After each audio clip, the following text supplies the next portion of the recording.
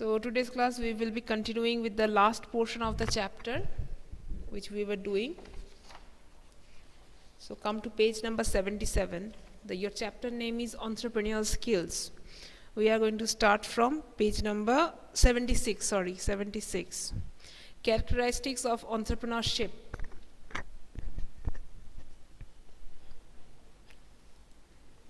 Okay. So now the characteristics of entrepreneurship, this entire thing, this entire process, this entire functioning of this entrepreneurship, what are the characteristic features? First is the economic and dynamic activity. So the entire entrepreneurship approach is focused on economic activity. Business means economics. Okay, business and economics are like heart and soul for each other. So the first and foremost focus of any kind of entrepreneurship would be the economic part. Okay, the economic activities. Since all the activities are centrally focused on creation of wealth and value for organization.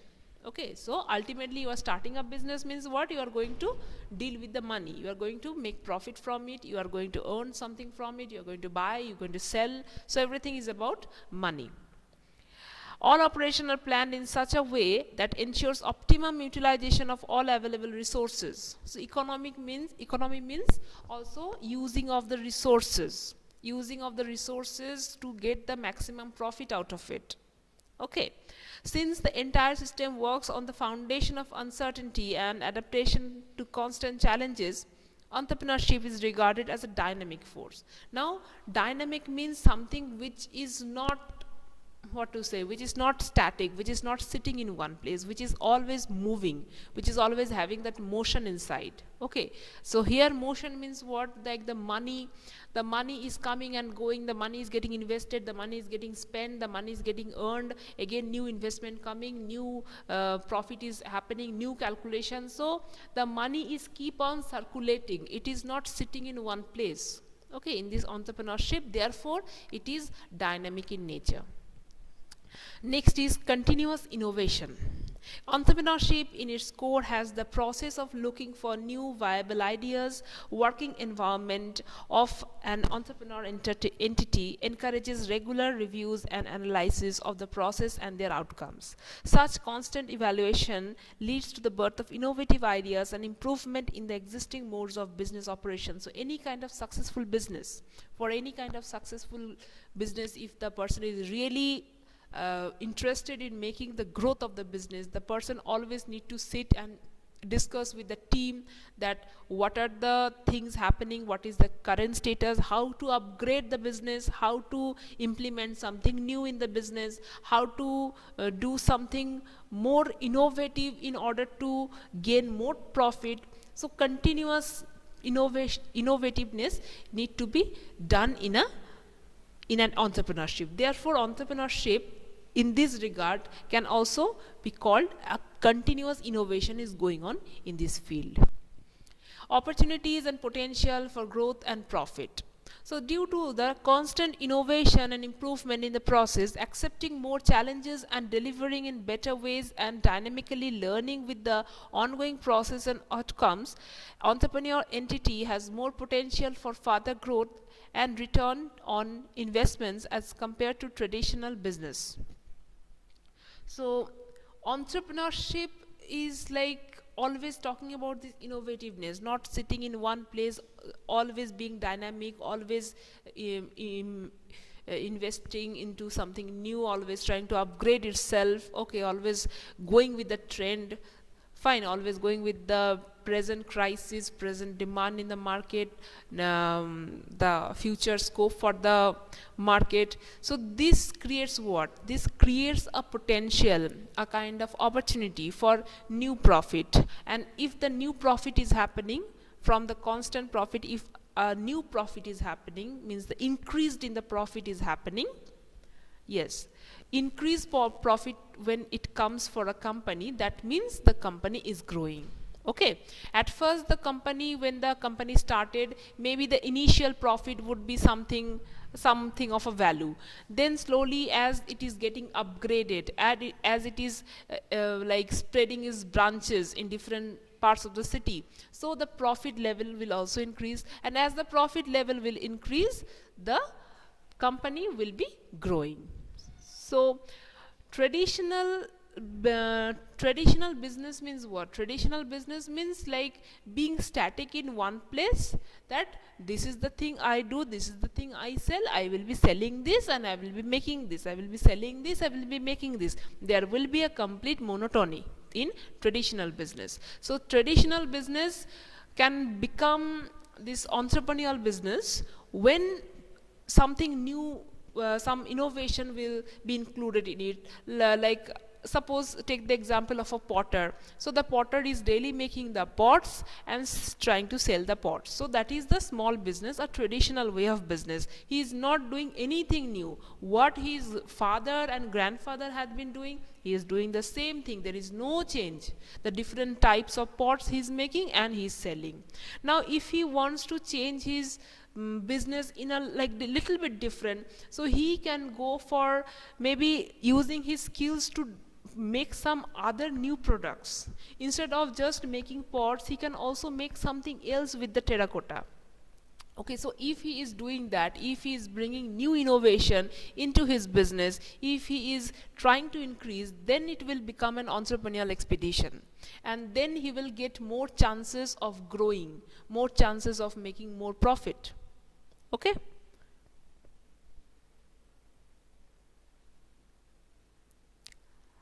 Sangam, what is the question in the middle suddenly? Distracting question as expected. Okay. Next point is taking and tolerating risk. Being ready to take risk and looking at them potential opportunities in the guise of challenges is the essence of entrepreneurship. So if you are an entrepreneur, if you are if you are exploring your entrepreneurial skills, then obviously the very foremost things that you have to do, you have to face the challenges, means you have to take the risk. If you are starting a business, risk will be there.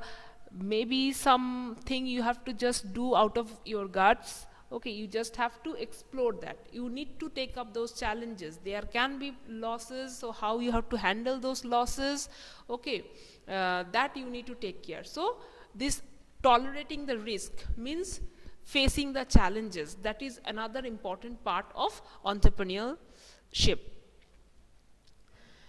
Willingness to tolerate the problem posed by risk, finding the ways to overcome them with new ideas and implement the learning in the growth of the business is the basic strategy of every entrepreneurial entity.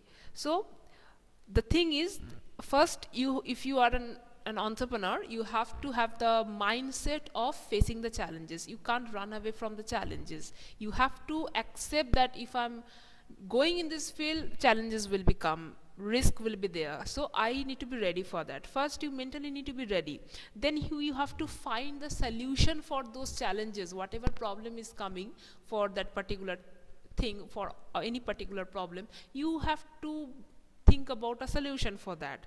Okay, not only facing them, and then you have to overcome, you have to solve them. With that solution you have to solve them, and you have to implement new ideas to develop your business. And this is the very basic strategy of an entrepreneurship. Okay, this is the way all the entrepreneurs, all the upcoming entrepreneurs, all the big entrepreneurs in the world, they have succeeded. So an entrepreneur is always poised and patient in working on the ideas and in waiting for the expected results of the effort. He or she is always enthusiastic yet careful in the time gap between the conception and implementation of his or her ideas and the result of it. This is where an entrepreneur anticipates and bear risk. This is the key to success. So whatever I have explained till now, everything has been summed up in this last paragraph. The next point, the role of entrepreneurship. So first we have learned about the characteristics of entrepreneurship. Now what function, what role it is playing, what role is this entrepreneurship playing? First is mobilization of public wealth. The very first and important point. By establishing the business entity, entrepreneurs invest their own resource and arrange for capital investments. The source of funding may be investors, lenders, and the public. This mobilizes public wealth and benefits people as well as the stakeholders in the form of the success of the growing business. This kind of contribution of funds from different sources make the foundation on which the business entity is erected. Now, see, when a big business is being set up, okay, obviously the person can't set up everything with his own money. He need to take loan, he need to take different kind of money support, he need to have some sponsors, some investors, or maybe some kind of donation from the public. So everyone's wealth, like all the individuals' wealth, are being collected and invested in one particular thing. And then when that thing is developing, yes, he is an entrepreneur. And then when the thing is developing, okay, when that business is setting up in a good place and it is giving good product, it is having a good income, it is really growing, so obviously the stakeholders who had invested in that company, those stakeholders will be getting profit out of it. So that will be a continuous process. Whatever share you are having with the company, according to the share you will be getting the profit of the company. Okay, so the wealth, the public wealth is being mobilized, means all the wealth are collected and invested in one particular thing, okay, instead of getting wasted. So it is being circulated. Creation of employment opportunity, the next role, the very important role that I have already explained, that if a person is becoming an entrepreneur or setting up this business kind of thing in a big way, then obviously you will be having that capacity to employ some people under you. So you are able to give jobs to some people. So by the nature and motivation, entrepreneurs are the job creators rather than being two job seekers. So instead of being job seekers, entrepreneurs become the job givers. When someone decides to become self-employed, he or she is kind of job creation by new business is very rewarding for nation's economy, as it addresses problem of unemployment up to some extent. Okay, I missed one line. I'm repeating once again. When someone decides to become self-employed, he or she is no more a job seeker in the economy. He or she provides employment to multiple other job seekers. This kind of job creation by new business is very rewarding for nation's economy and is addressed as it addresses problem of unemployment to some extent. So our country is having this problem of unemployment. People are looking for job, people are desperate, they are asking the government to provide their job, to bring out more job opportunities. So what these entrepreneurs are doing here, they are creating the jobs. So they are, in a way, they are helping the nation to face this challenge of employability.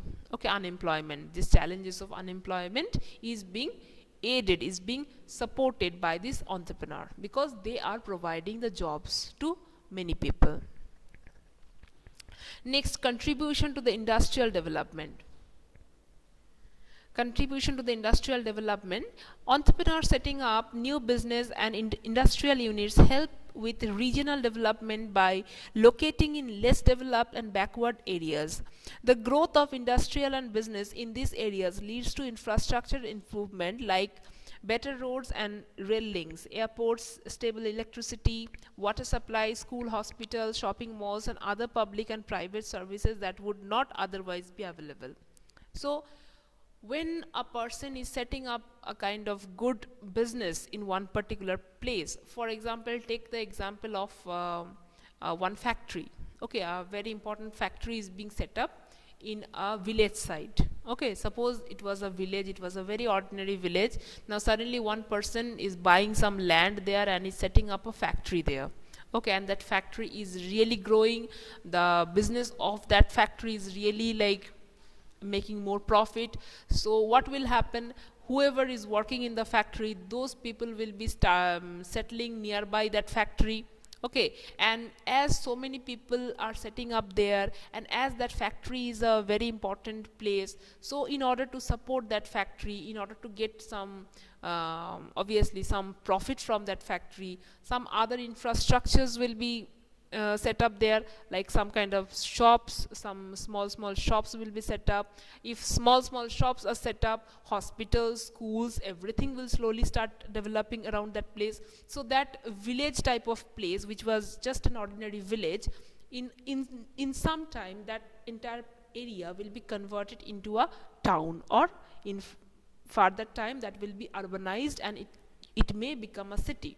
So this is called industrial development. So entrepreneurship encourages industrial development. Industrial development means the mostly it is related to the urbanization.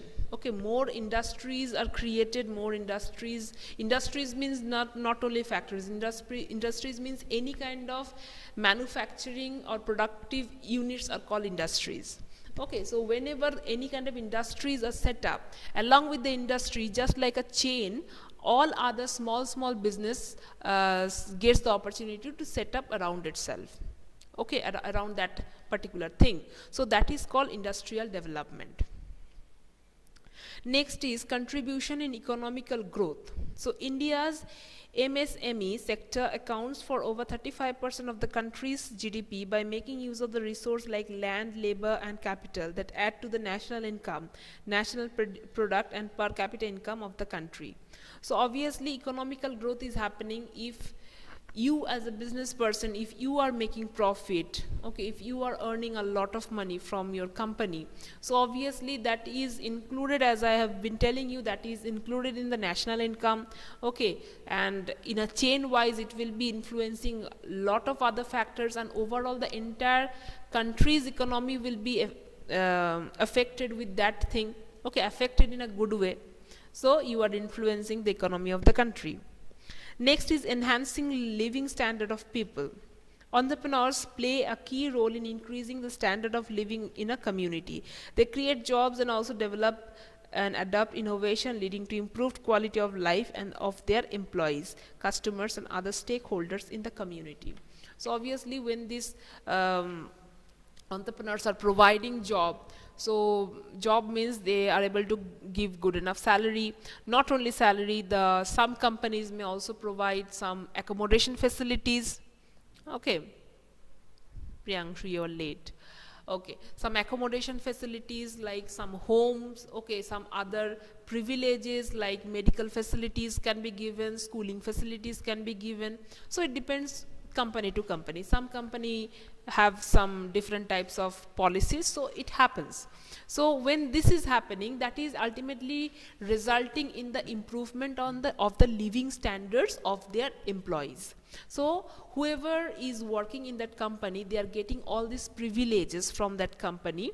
So automatically their family life, their living standards, that is getting changed. Before that they used to live a very ordinary life, like kind of poverty life. But when the person in the family is getting the job and getting all these opportunities, okay, from the company, obviously he is able to send his kids to a good school. Okay, they are able to afford the good medical facilities, they are able to afford a good place to stay. So obviously their living standards are getting affected. Community growth is the last point. That is, economic development doesn't always translate into community development. Community development requires infrastructure for education and training, healthcare and other public services.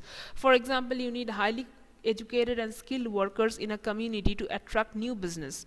If there are educational institute, technical training schools and internship opportunities that will help build the proof of education and skilled workers. A good example of how this kind of community development can be promoted is Hashim Premji, chairman of Wipro Limited, who donated 27,514 crores for promoting education through the Azim Premji Foundation. So the next is the community growth. The point is about like when an entrepreneur is setting up the business there, so chain wise all other things are getting means all other things are getting set up. For example, as I have told you that if a factory is set up, along with the factory, small shops, other businesses, other small businesses, the hospitals, schools, infrastructure, everything is getting set up nearby. Sometimes what happens, if the business is really going very well, if he is really a very rich man, if he is really a very big man, so he can like out of donation or out of charity or out of concern, he can develop some structure where he will himself invest into making up a school, he can himself invest into making up a hospital, a kind of better training facility, so that the community get benefited from that. Yes. So there is very important role for entrepreneurs to spark economic development by starting new business, creating jobs, and contributing to improvement in various key goals such as GDP, export, standard of living, skill development, and community development. So these are the roles played by the entrepreneurship. The last point of this chapter is the rewards of entrepreneurship. So what are the rewards? If you become an entrepreneur, what you are going to get out of it? So first reward is growth opportunity. Okay, if you are just doing a normal job, you know you will be waiting for your promotion, that's all. You will be waiting for your promotion, and whatever monthly salary you're getting, you will be happy with that. Okay, but other than that, there is no growth. But if you are an entrepreneur, then the entire growth, the enormous amount of growth will be completely in your hand. Okay, from a nobody you can become the one and only subject of a news. Okay, something like a big person of a big fame, you can become something like that. So your growth opportunities will be completely in your own hand. Next is independence and greater control. So obviously if you are the owner of your own company, the independence is all yours. You will decide what will be done. Okay, it's completely up to you. If you want to have a holiday, if you want to go on a trip, okay, just plan it before, and without anything you just go on a trip. I'm just telling lightly. Okay, so independence means that.